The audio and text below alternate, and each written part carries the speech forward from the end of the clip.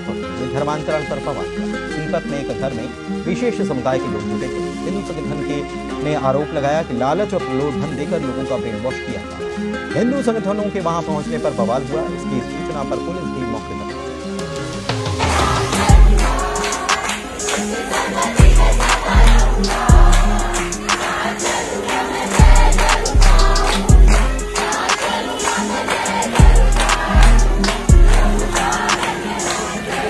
आपको अच्छे से देखिए, कई लोग समझ में आया तुमको मैं क्या लेके चल रही थी।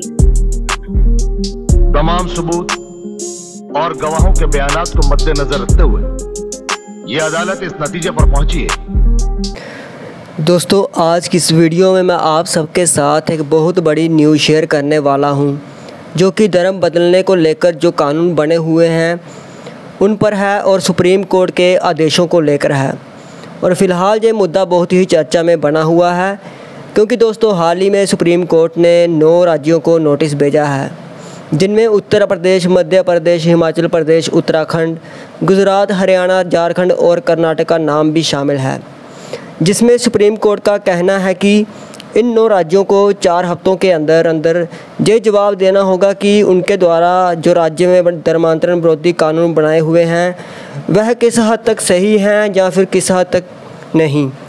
और इसके बाद 6 हफ्तों में यह भी देखा जाएगा कि क्या इन कानूनों को रोका जाना चाहिए या फिर नहीं। क्योंकि दोस्तों आप सभी जानते ही हैं कि इस कानून की आड़ में कुछ हुड़दंगी कैसे मसीह लोगों को झूठे आरोप लगाकर फंसाते हैं और उन्हें जेल में बंद करवा देते हैं, जहां तक कि मारपीट भी करते हैं। बस यह सब मामला अब सुप्रीम कोर्ट के संज्ञान में आ चुका है, जिसको लेकर अब सुप्रीम कोर्ट संविधान की रक्षा के लिए और नागरिकों की धार्मिक स्वतंत्रता का हनन होने से बचाने के लिए ऐसा कर रही है। लेकिन दोस्तों आखिर इन धर्म विरोधी कानूनों में ऐसा क्या है कि सुप्रीम कोर्ट ने इसके ऊपर अब एक्शन ले लिया है।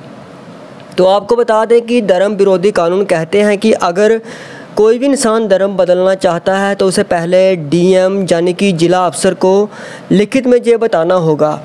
इतना ही नहीं, कोई भी अगर तीसरा आदमी शिकायत करता है कि वहाँ पर किसी का धर्म बदलवाया जा रहा है या फिर लालच देकर झूठे आरोप लगाकर धर्म बदलाया जा रहा है, और सबसे अजीब बात यह है कि जिस पर भी आरोप लगेगा उसे खुद साबित करना होगा कि उसने किसी को ज़बरदस्ती धर्म बदलने के लिए मजबूर नहीं किया और ना ही किसी का धर्म बदला है, नहीं तो वह जेल में जाता है। यानी कि इन राज्यों में अगर कोई अपनी मर्ज़ी से धर्म बदल रहा है तो उसे पुलिस कोर्ट में सफाई देनी होगी, यानी कि प्रूफ करना होगा कि उसने धर्म परिवर्तन क्यों किया और क्या अपनी मर्ज़ी से किया या फिर लालच से। इसके अलावा इन कानूनों में लालच, प्रलोभन और पैसों देकर धर्म परिवर्तन की परिभाषा भी बहुत ही अजीब है, जिसमें मान लो कि अगर किसी ने किसी को दवा दे दी या फिर कपड़े दे दिए या फिर पढ़ाई में उसकी मदद की तो उसे भी लालच मान लिया जाता है और उसे भी धर्मांतरण का नाम दे दिया जाता है, जिस कारण कई निर्दोष लोगों के ऊपर धर्मांतरण के झूठे केस होते आ रहे हैं। और दोस्तों अब अगर सुप्रीम कोर्ट इन करप्ट कानूनों को रद्द कर देता है या फिर इनमें बदलाव लेकर आता है तो सबसे बड़ा असर उन संगठनों पर होगा जो इनका गलत इस्तेमाल करते हैं, जैसे कि छत्तीसगढ़ में शर्मा आंटी और उसका हुड़दंग दल।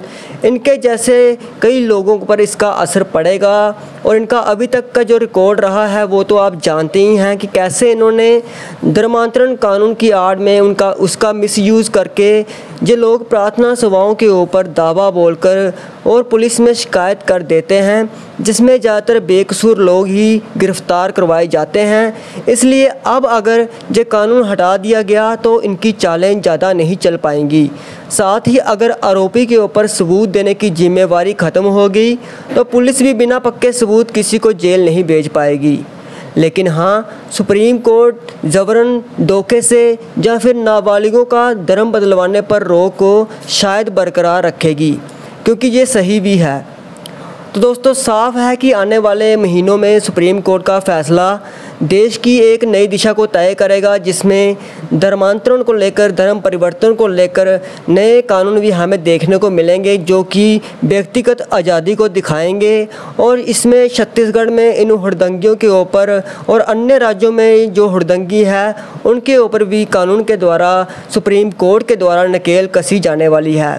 तो दोस्तों, आपको क्या लगता है कि क्या सुप्रीम कोर्ट में ये कानून बदले जाएंगे या फिर इन्हें बरकरार रखा जाएगा? आप हमें कमेंट सेक्शन में ज़रूर बताएं। और अगर वीडियो अच्छा लगा हो, ये न्यूज़ अच्छी लगी हो, तो आप इस वीडियो को लाइक और शेयर ज़रूर करना और हमारे चैनल को सब्सक्राइब करना बिल्कुल भी मत भूलना। प्रभु आप सभी वीडियो देखने वालों को ढेर सारी आशीष दें और सुप्रीम कोर्ट के इस फैसले को मैं सराहता हूं कि उन्होंने इसकी ओर ध्यान दिया। परमेश्वर उन्हें भी आशीष दें। सबको जय मसीह की। इस पे गौर किया कि नहीं? कोई रास्ता नहीं। पीएचडी किया मैंने इस मामले में। हर एक साल बाद सोचा है क्या करें, ना इधर के ना उधर के। प्रभु जवाब नहीं दे रहा, रोजे रग रग के थक गए। दुनिया तंग कर रही है, दुश्मन तंग कर रहे हैं, अपने तंग कर रहे हैं, क्या करना है? कोई रास्ता नहीं था मेरे पास आगे बढ़ने के अलावा, और इसीलिए आज मैं यहां। मेरे पास कोई ऑप्शन, लोगों के पास ऑप्शन होते, लोग गेम्स खेलते हैं, वीडियो गेम्स होती है ना, उन्होंने लाइफ को वीडियो गेम बना के रखा है। दो ऑप्शन है, सेवा नहीं करेंगे तो ये कर लेंगे, ये नहीं करेंगे तो वो कर लेंगे। उन्हें ये नहीं मालूम आप एक ही असाइनमेंट लेके आए हो। हालेलुया।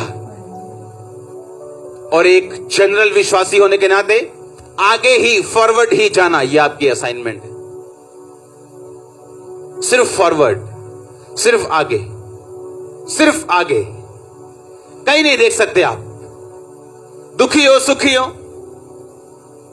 कोई भी हालत में हो, आपको आगे जाना है। आगे जीत है। डार्कस्ट, जो आपका सबसे डार्क, सबसे बुरा, सबसे अंधेरे वाला दौर है, उसके आगे सबसे ज्यादा लाइट्स पड़ी हैं उजाले के साथ। जो नाइट आपको लगता है आप फिनिश हो, नेक्स्ट मॉर्निंग आपकी लाइफ की बेस्ट मॉर्निंग होती है। आप जानते उस डार्केस्ट आवर में, उस सबसे अंधेरे दौर में परमेश्वर देखता तू क्या सोचता है। क्या तुम मेरे लिए सब कुछ खोने के लिए तैयार है? कितना तुझे बढ़ाऊं मैं, किस लेवल तक लेके जाऊं, वो आपकी सोच पे निर्भर करता है, आपके स्टैंड पे निर्भर करता है। आप क्या सोचा, क्या डिसीजन लिया, इस बात पे डिपेंड करता है। आमीन। अनॉइंटिंग में आप कहां तक जाना चाहते हो? यहोशू की पुस्तक में लिखा, गिट्टों तक, घुटनों तक, कमर तक, या तैरना चाहते हो? परमेश्वर पे नहीं, किस पे डिपेंड करता है? आप लोगों के ऊपर। जितना हम समर्पित करेंगे अपने आप को, जितना फास्ट फॉरवर्ड होंगे, आगे ही देखेंगे, पीछे मुड़ के नहीं देखेंगे। क्या व्यापार कर रहे हैं हम परमेश्वर के साथ कि क्या फायदा हो रहा है आगे देखने का? अगर हमें यह मालूम हो जाए कि यही सच्चा और जीवता परमेश्वर है, साइड पे हो गई सब चीजें, आ जाएंगी बात में। कहां जाएंगी? और कहीं नहीं जाएंगी।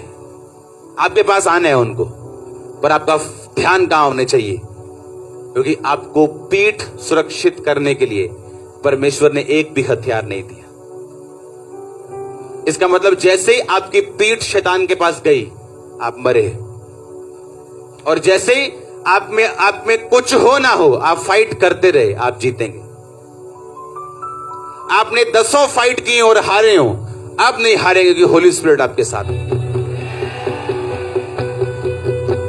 अब होली स्पिरिट आपके साथ है। आप अकेले नहीं लड़ रहे हो, अपनी ताकत से नहीं लड़ रहे हो, अपने गिफ्ट से नहीं लड़ रहे हो, आप होली स्पिरिट के ताकत से लड़ रहे हो। ना बल से, ना शक्ति से, उसकी आत्मा के द्वारा। ऐसा लिखा है बाइबल में। आमीन। तैयार है आप आगे देखने के लिए? और प्रभु आप जानते हैं कि परमेश्वर क्या दिखा रहा है आपको, आपने कैसे आगे बढ़ना है। आमीन। ताकि तुम बुरे दिनों का सामना करके सब कुछ पूरा करके स्थिर रह सको। जब तुम्हारे टेस्ट हो तुम उनमें पास हो सको, पास होके वापिस आओ। पास होने वाले बच्चों के चेहरों पे अलग ही नूर होता है, फेल वाले अलग ही दिखते हैं। हम पास होने वालों में से हैं, और वे फर्स्ट वाले पास, फर्स्ट वाले ऊपर वाले। आमीन। आपको ये रखना है ध्यान, अपनी चार्जिंग पूरी रखनी। आमीन। अपना डिपॉजिट पूरा रखना है ताकि टाइम आने पे आप उसे निकाल सके, यूज कर सके। हालेलुया। अगर दो जने सहमत ना हो क्या वो चलेंगे आपस में? लिखा अगर आप वो बातें करें जो वचन के खिलाफ है और परमेश्वर से फिर सुरक्षा मांगे, हेल्प मांगे, हीलिंग मांगे,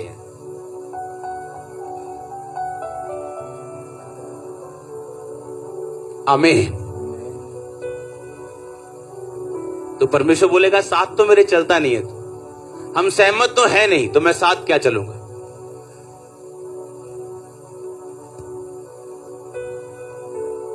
अपनी हाथों को उठाओ, बोलो मैं रिसीव करता हूं।